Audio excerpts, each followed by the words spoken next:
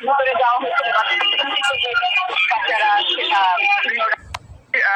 Dhaka medical college হাসপাতালের যে জাতীয় বার্ন ইউনিট, সেখানে একটা হৃদয় বিদারক পরিস্থিতি। একের পর এক আমি দেখছি 1, 2, 3 4টি অ্যাম্বুলেন্স এখানে এসছে। শিক্ষার্থীরা, তাদের বন্ধু বান্ধব যারা গুরুতর ভাবে আহত, এবং ধারণা করা হচ্ছে যে বেশিরভাগেরই শরীরের বিভিন্ন অংশ পুড়ে গেছে। কারণ যে বিমানটি বিধ্বস্ত হয়েছে সেটি হয়তো প্রশিক্ষণ বিমান ছিল, এবং প্রশিক্ষণ বিমান বলেই এর ভিতরে নানা ধরনের রাসায়নিক এবং তেজস্ক্রিয় পদার্থ থাকার কথা চিকিৎসকদের প্রাথমিক ধারণা তারা বলছেন। এবং সেই তথ্যের অংশ হিসেবে বিমানটি যেখানে বিধ্বস্ত হয়েছে সেই ছবি আসলে অনেকগুলো জ্যাঠা উপযুক্ত না। আমরা দূর থেকে দেখানোর চেষ্টা করছি, এবং সংখ্যাও আসলে গুনে শেষ করতে আমরা পারছি না। অ্যাম্বুলেন্স এসছে 1, 2, 3, 4, 5, 6, 7টি অ্যাম্বুলেন্স এখানে এই মুহূর্তে অপেক্ষা করছে। অ্যাম্বুলেন্স ভেতরে যেতে পারছে না, কারণ একটা অ্যাম্বুলেন্স থেকে আহত যে সমস্ত শিক্ষার্থীরা এসছেন, ছোট ছোট মানুষ, একেবারে স্কুল কলেজের বাচ্চা শিক্ষার্থী, আমরা যখন দেখতে পাচ্ছি তাদের শরীরের একটা বড় অংশ, স্কুলের পোশাক অনেকের খুলে ফেলতে হচ্ছে, এবং তাদের চোখ, মুখ, শরীরের বিভিন্ন অংশ খুব বড় ধরনের বার্নিং। ছোট ছোট শিশু, নিষ্পাপ শিশু, তারা কোনো ধরনের অপরাধ না করে তারা যে পরিস্থিতিতে ছিল সেখান থেকে আপনি নিশ্চিতভাবে দেখতে পাচ্ছেন একে একে নামানো হচ্ছে। এই শিশুগুলোর জন্য ঢাকা মেডিকেল কলেজের বার্ন ইউনিট, তাদের চিকিৎসার জন্য ধারণা করা হয় বাংলাদেশে এটিই সবচেয়ে ভালো প্রতিষ্ঠান। ফলে সেখানে তাদের আনা হয়েছে, এবং তাদের অনেকের সঙ্গে তাদের অভিভাবকরাও নেই। কারণ আপনি জানেন মাইলস্টোন যে স্কুল এবং কলেজটি, তাদের শিক্ষার্থীর সংখ্যা অনেক, এবং তাদের অনেকগুলো ক্যাম্পাস, এবং সেই ক্যাম্পাসের ভেতরে কারা কারা কোন জায়গায় ছিলেন বাবা মারা হয়তো ঠিকমতো এখনো জানতেও পারেননি, আসতেও পারেননি। ফলে শিক্ষার্থীদের এই হৃদয় বিদারক পরিস্থিতিতে ঢাকা মেডিকেলের এই বার্ন ইউনিটের চিকিৎসকরা, চিকিৎসা সেবার সাথে জড়িত যারা, তাদের দুর্দান্ত রকমের প্রচেষ্টা আমরা একটা লক্ষ্য করছি। এখানে ভলান্টিয়াররা এসছেন, মাইলস্টোন কলেজের শিক্ষক শিক্ষার্থী এসছেন, বিভিন্ন ধরনের অ্যাম্বুলেন্স সার্ভিস, এত অল্প সময় তারা এখানে পৌঁছে গেছেন। পুলিশ রাস্তা আটকে দিয়ে যেভাবে হোক অ্যাম্বুলেন্সগুলোকে পার করার চেষ্টা করছেন। ফলে সবার একটাই প্রার্থনা, এই হৃদয় বিদারক এবং হঠাৎ করে যে ভয়ঙ্কর রকমের বিপদে পড়েছে এইসব কোমলমতি আমাদের শিশুরা, শিক্ষার্থীরা, এদের কারো বয়সে আসলে 16, 17, 18 বছরের বেশি হওয়ার কোনো সুযোগ নেই। কারণ বেশিরভাগ স্কুলের শিক্ষার্থী, কিছু মনে হলো আমার কাছে তারা হয়তোবা কলেজের শিক্ষার্থী হতে পারে, অর্থাৎ উচ্চ মাধ্যমিক প্রথম বর্ষ বা দ্বিতীয় বর্ষের শিক্ষার্থী তারা। ফলে সেখানে যে অ্যাম্বুলেন্স যোগে প্রচুর রোগী নেওয়া হচ্ছে আমরা দেখছিলাম। তবে একটি বিষয় একটু আপনাকে অনুরোধ করব, আমাদের ক্যামেরায় যে সহকর্মী আছেন, যেহেতু সেখানে আপনি বলছিলেন যে বার্ন ইনস্টিটিউটের রোগীরাই আসছেন, বেশি পুড়ে যাওয়া বা ঝলসে গেছে এরকম রোগী যাতে আমরা না দেখাই, কারণ অনেকে হয়তো সেটি দেখে কষ্ট পাবেন বা দেখতে পারবেন না। আরেকটি বিষয় একটু আমাদেরকে জানাবেন, আমরা যেমনটি জানাচ্ছিলাম দর্শকদেরও, যে উত্তরায় যেহেতু এই ঘটনাটি ঘটেছে, মিশু আপনি যেহেতু সেখানেই আছেন, উত্তরায় চিকিৎসক সংকট দেখা গেছে এবং আহ্বান জানানো হয়েছে উত্তরায় যাতে চিকিৎসকরা গিয়ে যোগ দেয়। আরেকটি খারাপ খবর, একটি বেদনাদায়ক খবর, আমরা যেমনটি বলছিলাম স্কোয়াড্রন লিডার তৌকিরের কথা, তিনি মারা গেছেন, তার মৃত্যুর খবরটি নিশ্চিত করা হয়েছে। মিশু ইতিমধ্যেই আমরা শুনেছি, শুনে আপনাকে জানিয়ে রাখলাম। এবং বারবার যেটি বললাম, যেহেতু প্রচুর মানুষ সেখানে আহত হয়েছে, প্রচুর মানুষ, রোগী যারা আছেন, যারা পুড়ে গেছেন বা ঝলসে যাওয়া রোগী আছেন, তাদেরকে আমরা না দেখানোর আহ্বান জানাচ্ছি। এবং যিনি ছিলেন প্রশিক্ষণ পাইলট, যিনি ছিলেন সেখানে তৌকির, তিনি মারা গেছেন, তার মৃত্যু নিশ্চিত করা হয়েছে। মিশু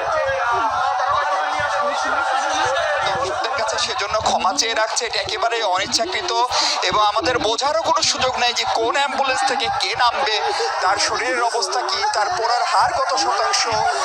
কিন্তু আমরা যেটি প্রশংসা করার যোগ্য সেটি হচ্ছে এখানকার ইমার্জেন্সি বিভাগের ট্রলি থেকে শুরু করে ট্রলিম্যান, আনসার, যারা সহযোগিতায় রয়েছেন তারা সর্বোচ্চ চেষ্টাটা করছেন। ফলে এক ধরনের বড় ধরনের সংকটে বা বিপদে পড়লে বাংলাদেশের মানুষ, আমাদের চিকিৎসক, নার্স, ট্রলিম্যান, অ্যাম্বুলেন্স চালক, ভলান্টিয়ার, শ্রেণী পেশার মানুষ যেভাবে ঝাঁপিয়ে পড়ার আগের উদাহরণ, এবং এই বার্ন ইউনিট আগেও যেরকম বিভিন্ন এ ধরনের বিপদে তার সর্বোচ্চ সেবাটি দিয়েছি সেটি দেওয়ার চেষ্টা করছে। আমি যখন আসি তখন 7টি অ্যাম্বুলেন্স এসেছিল,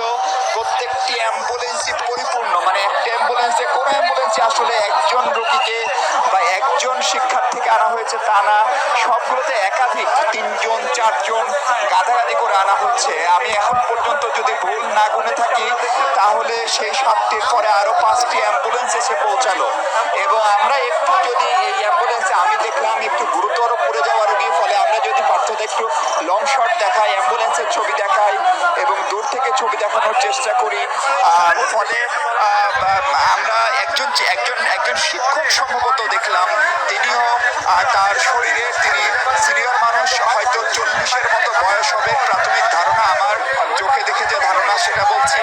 তার শরীরের সামনের এবং পেছনের পুরো অংশ এবং চোখ ছাড়া মুখের প্রায় পুরো অংশ আসলে পুড়ে গেছে। আমি জানি না চিকিৎসকরা ভালো বলতে পারবেন কত শতাংশ বার্ন হয়। আমাদের অতীত অভিজ্ঞতা বলে যে পুড়ে যাওয়ার ঘটনায় শ্বাসনালী যদি পুড়ে যায় কারো এবং কারো শরীরে যদি 70-80% মতো পুড়ে যায় তাহলে আসলে তাদেরকে গুরুতর রোগী হিসেবে বিবেচনা করা হয় এবং তাদেরকে বাঁচিয়ে তোলার জন্য চিকিৎসকদের অনেক চেষ্টার পরেও তাদের একটা অংশকে আসলে বাঁচিয়ে তোলা সম্ভব হয় না। ফলে এখানে আমরা এখানকার চিকিৎসকরা যেহেতু এখনো জরুরি চিকিৎসার জন্য এবং মূলত রোগী রিসিভ করতেই ব্যস্ত, ফলে এখন পর্যন্ত কতজন মোট রোগী আসলো, তাদের কার শরীরে বার্ন কতটুকু সেটি বলার মতো আনুষ্ঠানিক কোনো সুযোগ বা তথ্য আমার কাছে এখন পর্যন্ত নাই। আর আমরা জানি না, ঘটনাটি বলে রাখি, কিছুক্ষণ আগে দুপুর 2টার কিছুক্ষণ আগে বাংলাদেশ বিমান বাহিনীর একটি প্রশিক্ষক যুদ্ধ বিমান অনাকাঙ্ক্ষিতভাবে সেটি দুর্ঘটনার শিকার হয়, সেটিতে বিস্ফোরণ ঘটে। সেটির যে পাইলট ছিলেন তার অবস্থা কি সেটি আমার অন্য সহকর্মীরা খোঁজখবর রাখছেন।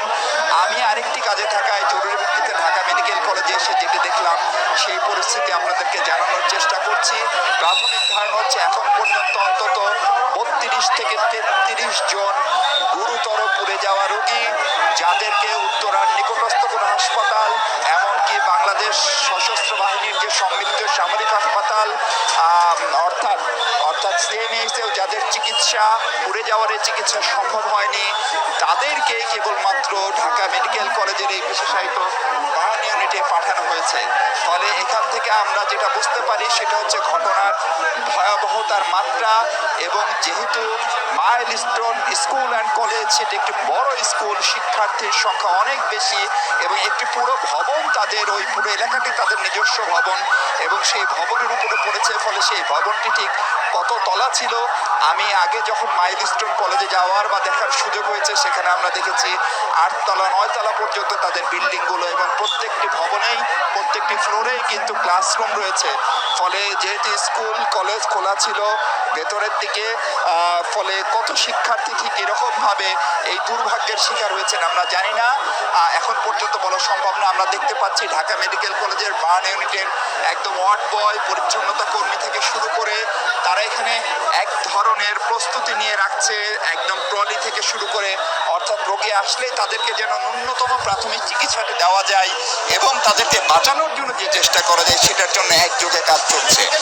এটি এমন একটি ঘটনা যে ঘটনার জন্য আসলে কাউকে সরাসরি দোষারোপ বা দায়ী করার সুযোগ নেই, কিন্তু তারপরেও আমাদের চিকিৎসকরা সেটি করছেন। এই মুহূর্তে আমরা দেখছি যে 12টির মতো অ্যাম্বুলেন্স আমি আসার পরে থামলো এবং সব মিলিয়ে একটা প্রাথমিক ধারণা ওয়ার্ড বয় বা যারা রিসিভ করছেন বা পুলিশের কর্মকর্তা, তাতে 30 থেকে 32 জনের মতো রোগী এরই মধ্যে হয়তো এখানে এসে পৌঁছেছেন। সংখ্যাটি একটু এদিক সেদিক হতে পারে, যদি কম বেশি হয় সেটি আমাদের অনিচ্ছাকৃত ভুল। আমরা এটিও দেখছি যে বার্ন ইউনিটের বিভিন্ন চিকিৎসক যারা এখানে হয়তো ডিউটিতে ছিলেন না, তাদেরকেও ইমার্জেন্সি ভিত্তিতে কল করা হচ্ছে। একের পর এক সে চিকিৎসকরাও আসছেন, কারণ আপনি জানেন এখানে শিফটের ডিউটি, ফলে স্বাভাবিক অবস্থায় শিফটে যতজন চিকিৎসক, নার্স, ওয়ার্ড বয় থাকে, এখনকার পরিস্থিতি আসলে আর সেরকম না। এটি একটি জরুরি অবস্থা, জরুরি পরিস্থিতি এই মেডিকেলে উদ্ভব হয়েছে।